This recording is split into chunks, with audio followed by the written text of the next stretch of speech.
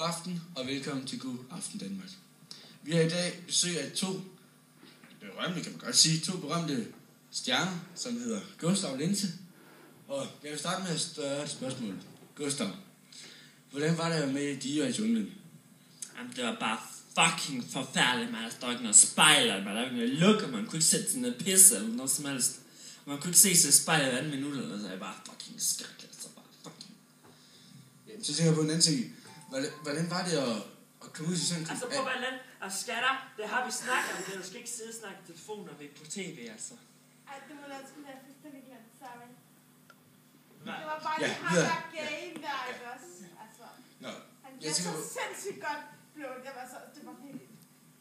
Ja, jeg tænkte på at spørge om, hvordan var det at komme til sådan en helt anden kultur, når man er vant til noget helt andet her i Danmark? Jamen, det var bare sådan noget, altså, jeg troede, man, det var noget, der kunne vinde penge, men det, altså, det var det bare ikke lige, altså. Skatter, man kunne vinde penge. Man kunne vinde penge. Nå, okay, det var jeg så ikke klar over, men... Så tænker jeg på en anden ting, Linse.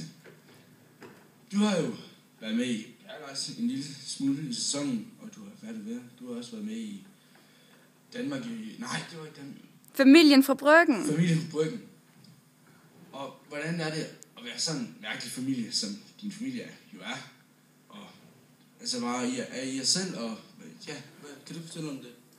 Altså ja, det er jo bare sådan fuldstændig crazy, ikke? Fordi vi er jo bare os selv, og vi vil jo bare godt prøve alt det der sådan, det der, så vi vil jo bare gange i festen og gange i stripperklubben, hvis det er jo det, jo, ikke? Og han har jeg så min datter i Paradise, det var så sygt, ikke? Fordi at jeg har aldrig troet, ville komme så langt.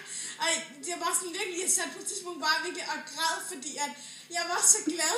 Og så, da hun fik 6 dage, så hun var så lykkelig, da hun kom hjem og snakkede om det i flere uger. Gustav.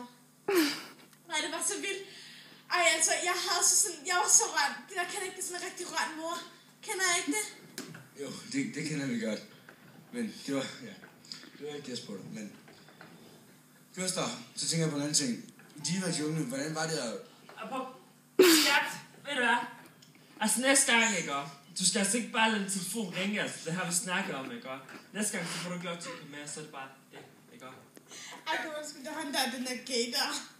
Ja, nu pakker du telefonen væk, og så snakker vi ikke mere. Så snakker vi ikke mere om det. Er det okay? Og prøv at høre her, ikke? Jamen, det skal du bare ikke også. Han der, han er bare så fucking god til at give fingre, det kan jeg godt love dig for. Prøv at høre her, han er vildt svær at få fat i. Det vil jeg sådan set skide på. Nu er det mig, du er sammen med, ikke også? Ikke også, Linse? Ja, men, hallo, gider du måske give mig fingre? Nej, det gider du ikke. Jamen, jeg gør det sgu da en gang imellem, altså. Nej, det gør du ikke. Nå, men nu må vi heller ikke komme videre, altså. Vi skal ikke sidde her for ingenting. Ej, mor! Altså, hvordan fanden er nu det? Altså, vi så, de har et tv-show her. Vil du ikke lige gå ud?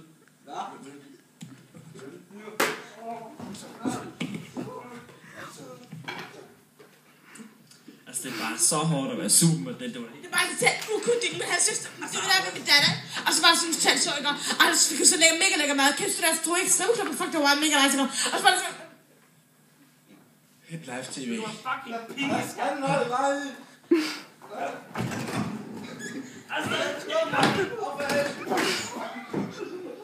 uden datter, mand! Sluk her. Sluk.